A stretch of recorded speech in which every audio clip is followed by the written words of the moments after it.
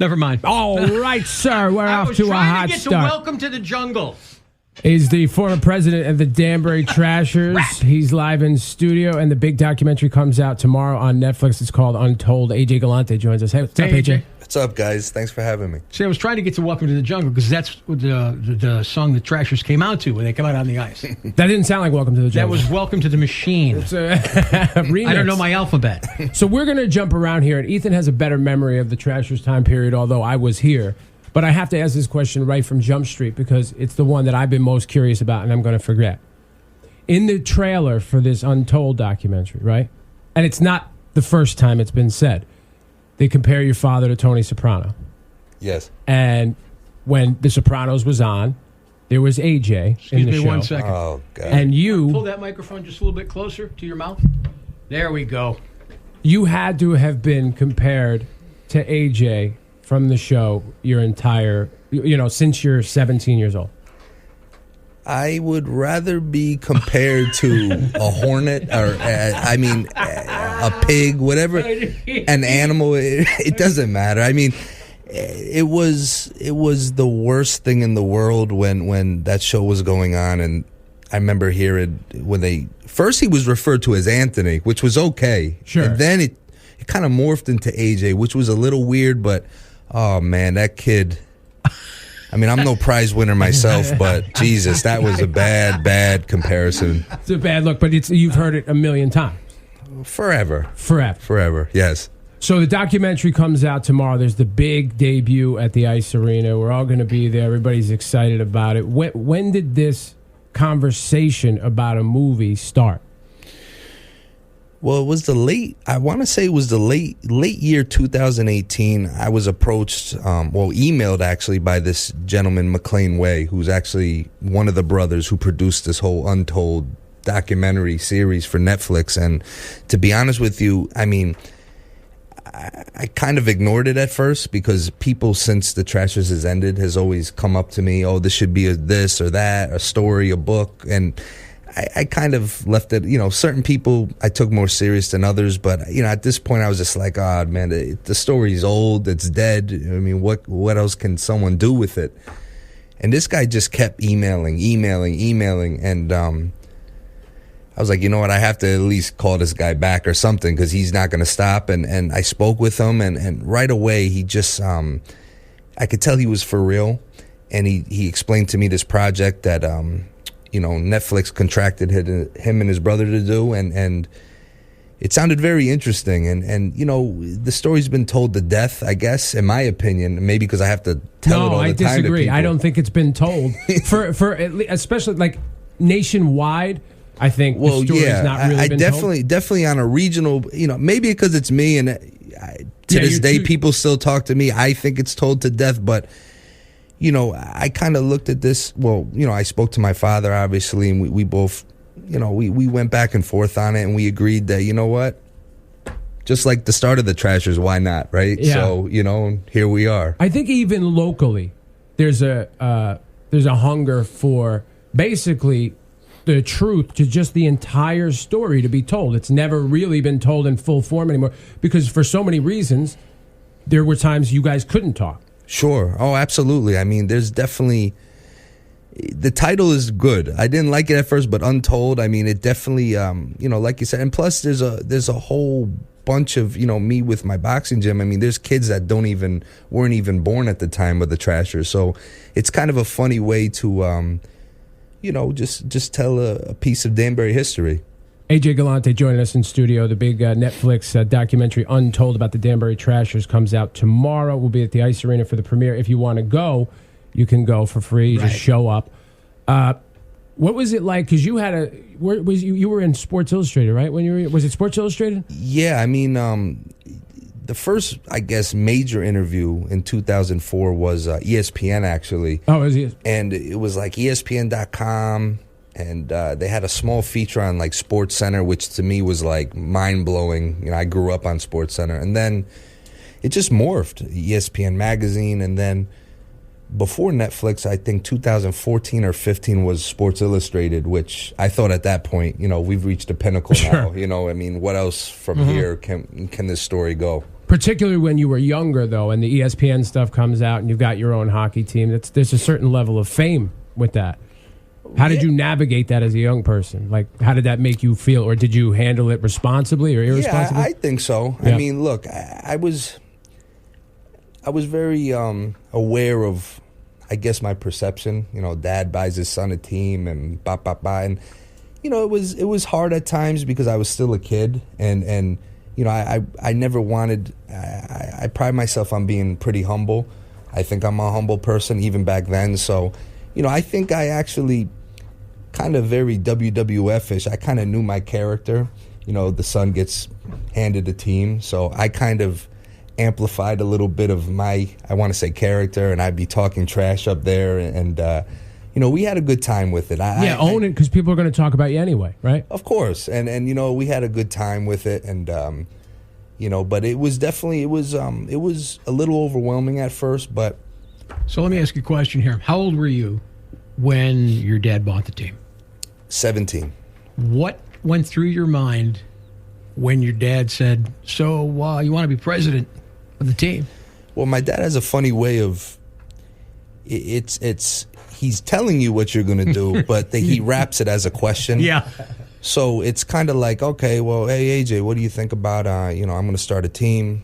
Which, first of all, I mean, I think my dad's a very serious person. If he says something, he means it. But even for me, when he said that at dinner that night, I thought he was, I don't know if this was some sort of test or something, but I'm like, yeah, sure, Dad. You know, well, okay, start a team. That makes sense. You know what I mean? Sure, I'll be a president. And he just kind of, you know, does a slow nod of approval, like, okay, you know, all right, good answer, son. What did the players think about that, though? As years have gone by, you know, you ask these guys, or it's been brought up in interviews, and it's kind of like the same reaction I had. It was kind of like, you know, it's funny, but when you realize he's being serious about it, it's like, oh my God, he's serious about it. Did he do that often? Did he throw you in, like, into the deep end? You just do it. 100%. You'll learn. 100%. Yeah. You know, and as I get older, I learn to appreciate it so much more. He's always. You know, I equated it to like the claw machine game in an arcade. He kind of just pick you up and set you where you need to be set, and you got to learn. And so you learned a lot. But I tell you, he's always set me up for success. I mean, I don't know many fathers that would, you know, don't get me wrong. He definitely, he's a visionary. He thinks on a whole different realm. But he ultimately always wanted to put me in a position to be successful. You said you embraced this kind of WWF character, right? And then you have your father's notoriety and legal troubles, and then you have the Danbury Trashers, easily the most violent team in the league at that point. How would you, as a group, describe yourselves from that time period? Oh, I mean, I wish I had a better phrase, but we were the bad guys. We were the bad boys. We were. You know, I actually think I said it in the Netflix documentary, and if I did, they're probably going to eat it up. But my dad, I was raised, you know, he always cheered for the bad guys, movies, and I ended up cheering for the bad guys in wrestling. I know it sounds stupid, but I just loved the bad guy, and I felt he had such more of an impact on a show when I would go to events and people were flipping him off, throwing stuff at him, and I'm like, you know what? This is where it's at, because everyone strives to be the good guy, you know, and yeah, well, Darth Vader's cooler than Luke Skywalker. My point exactly. Yeah. Yes. Why don't we wrap this up? We'll do another segment with AJ coming up. We've got more questions for him as the Untold documentary hits Netflix tomorrow. There's going to be open to the public, a big event at the Danbury Ice Arena for you to come out and see it. So we'll get back with AJ Galante in just a couple minutes here. Sounds good. Thanks, Lou. With AJ Galante in studio as the Netflix documentary Untold debuts tomorrow. Recently, you know, you connected me with your father, who I don't think I had ever met, but our families know each other. And so we started talking. And as you know, he likes to talk. So he's been messaging me, and we've been talking a lot, which I enjoy. So, and I've been bringing that to the show a little bit. Right. So when people find this out, they're now telling me their story, their experience with the Trashers, their encounter with Jimmy, or their encounter with AJ. Do you find people are just telling you stories about you that are just false? All the time. I mean, especially the Trashers. To this day, I mean, people will come up to me and they'll, oh my God, I remember this game, this happened. And, you know, there's like three sides to it. One is sometimes it is true. Sometimes it's half true. And then sometimes, majority of the time, some of these stories are just completely false. And I never correct them. Because part of the fun of the Trashers was, in a way, it was almost like you go to a museum and you could see this picture of a blotch, and 20 people could have different interpretations of what that means. And to us, the fun with the Trashers was people would go to games, and I guess whatever filtered in their minds of what happened, that's what's kind of made it legend in a way. And I'll never correct someone. I don't want to burst their bubble, or, you know, and sometimes they're half right, half wrong. But people will tell me things that I did. I had a guy tell me once, I remember seeing you throw, I could be wrong, but he said something about I was throwing bagels from the suite. And what? I've never thrown a bagel in my life that I remember. But I've had guys tell me, I remember seeing you and you threw a bagel at a player. And we didn't have bagels in the suites at that time. But no, I'll never correct them because I'm like, yeah, that was, I always say the same pat answer. It was a crazy time. Did you have, let's see if this one's true, because I heard this, that you had, I forget which wrestler, one of the top wrestlers of the day from the WWE. John Cena, yes. At your birthday party? Oh, well, so and your family might know, Lou Albano used to live in the area, and my father was friendly with him. And I remember, you know, wrestling was my first love, and I remember it was 1997. I was deep into wrestling, to the point where I thought I was going to be a wrestler. And I remember my dad told me he had spoken to Lou Albano, Lord rest him, and it was literally like maybe 6 months before these guys blew up, like in the wrestling industry. And it was The Rock came when he was just Rocky Maivia. He wasn't even The Rock yet. The Rock came? The Rock, yes. But it was before The Rock, you know? Sure. And the quietest guy at the time, I mean, nicest guy, but very quiet. Triple H was there. Chyna, the old wrestling girl Chyna, was there. That's weird. And she was the best out of all of them. She was the funniest. She ate about 7 hamburgers that day. I remember that distinctively. 7 to 10 hamburgers, somewhere in that range. Wow. But yeah, it was crazy. And my dad was friendly with Lou Albano, and that was to this day, I have friends that went to that party. You know, you see The Rock is now a movie star everywhere, and it's just like, you know, it's just weird to know you had met him right before he kind of like really took off. Talking to AJ Galante with the Trashers documentary hitting Netflix tomorrow. It's called Untold, and then there's a big event at the Danbury Ice Arena, which is free to go check out. The premiere. What time does that start tomorrow night? Oh, that's a good question. Well, the doors open, I believe, at 5 o'clock. Okay. You know, we're going to have merchandise for sale that we just re-released again, and we have some giveaways and things like that. And I believe the screening is going to be between 7 and 7:30 p.m. at some point. Gotcha. Now, we'd be remiss if we didn't talk about, because I'm more interested, so you could see where our interview's gone. I'm more interested in the behind-the-scenes stories, the people, right? And I think you are, too. Yeah. But the fans were otherworldly. There's the best. Especially after, you know, the Whalers go out in Hartford. Mm-hmm. So there's this hunger for hockey in Connecticut, and you guys are along at just the right time. Talk about the Danbury Trashers fans. Well, like you said, the stars just aligned for us, to be honest with you, between, you know, there was definitely a hunger in Connecticut.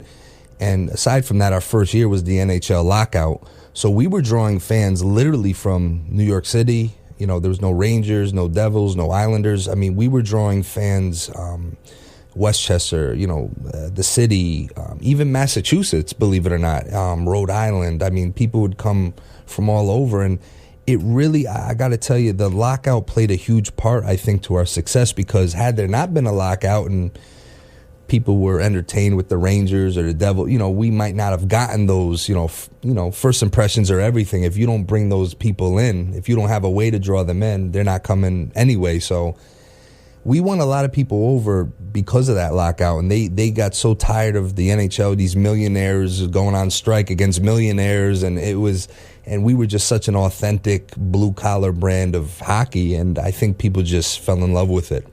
Do you get the sense that some people just still see you as like a young guy, a teenager? Yes. I mean, you're married now, right? Congratulations. Thank you. Yes, I'm very lucky. I've always been the kid, you know. Sure. When I grew up with, you know, my dad and friends, and I was always the youngest of any group. I was always around. So yeah. Sometimes I still think myself, you know. Sometimes, you know, when I'm around people, I always call people Mr. and their last names because that's how I was brought up. And I'm like 35. Sometimes it's a little weird. I'm calling people younger than me Mr. You know, Johnson or Mr.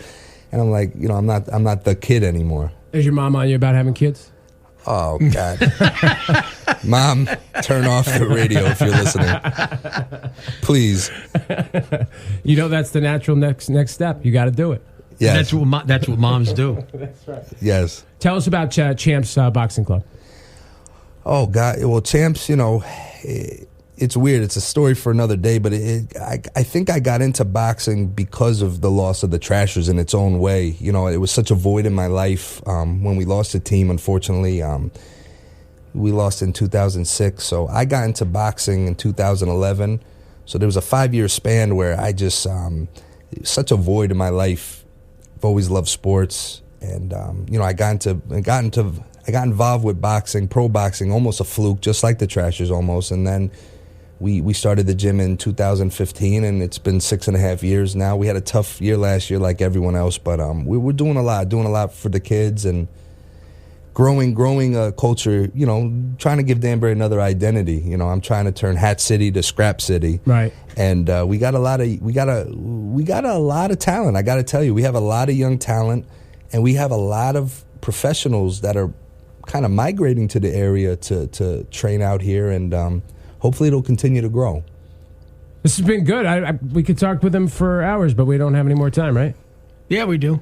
We do? Yeah, because I have a question. Go ahead. I want to talk about the fighting on the ice. I missed that. I went to a lot of games, and I would talk to some of our morning show fans. And some of them would say they really loved it. Some of them would say, I can't bring my kids to see this. Sure.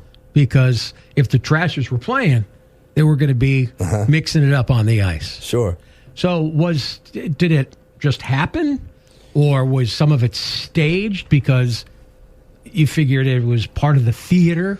Well, listen, you know, minor league hockey, you know, we were equivalent to like AA baseball. So we were not far from the NHL, but we definitely weren't the NHL. And, you know, part of building an identity is you're going to ruffle some feathers. We were steadfast in our idea of, we had kind of an unwritten, unspoken mandate. We'd like to have 3 incidents a game, whether they were 3 fights or, you know, that was the minimum. Jumping into the opposing bench, something. Yeah. We needed 3 events because, frankly, you know, you had to draw a different audience. And you're right. Listen, I'll be honest with you. If I was a 7-year-old kid, my mom wouldn't let me go to a Trasher game. But you know what? To be honest, of course, we'd want everyone to embrace what we were doing. But the reality is you're never going to get everyone to. And we were going after, and I said it earlier, we were targeting the 1% that rooted for the bad guys. And I feel it worked.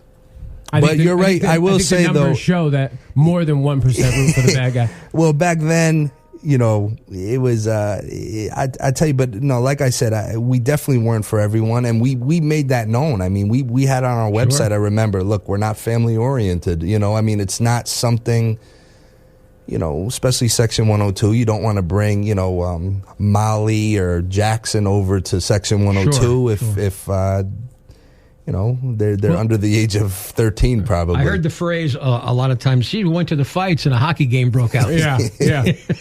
Well, yes, we were the definition of that. And I think that's kind of why I got into boxing. I kind of cut out the middleman there. Right. You know, less hockey and just the fighting part of it. So kind of a weird transition. It was an exciting time for downtown Danbury. Yeah, it was. Yeah. The Trashers were in town. Do you remember, and I kind of have told part of this story before, but Tim Sheehan did the voiceover work for the commercials. So I remember one day distinctly Tim said, I don't know why I did this to myself, because he created this voice, Trasher fans. So then he had to maintain that voice, and it would make like his throat bleed. So it'd be a Friday. Your father would send a revision over, like, we need to get this on the air for Saturday morning. And Tim would be like, son of a bitch. Now I gotta go in like trash up there. Sounds about right. AJ, thanks for your time, man. We appreciate it. Thank you guys. You guys are the best. Thank you. Tomorrow evening, Danbury Ice Arena. Doors open at, you said 5, right? 5 p.m., yep. Netflix movie between 7 and 7:30. Untold is the name of the series. And again, tomorrow night at the Ice Arena. We'll see everybody out there. All right. Thanks, AJ. Thank you, guys. 9:04. This is the Ethan and Lou Show.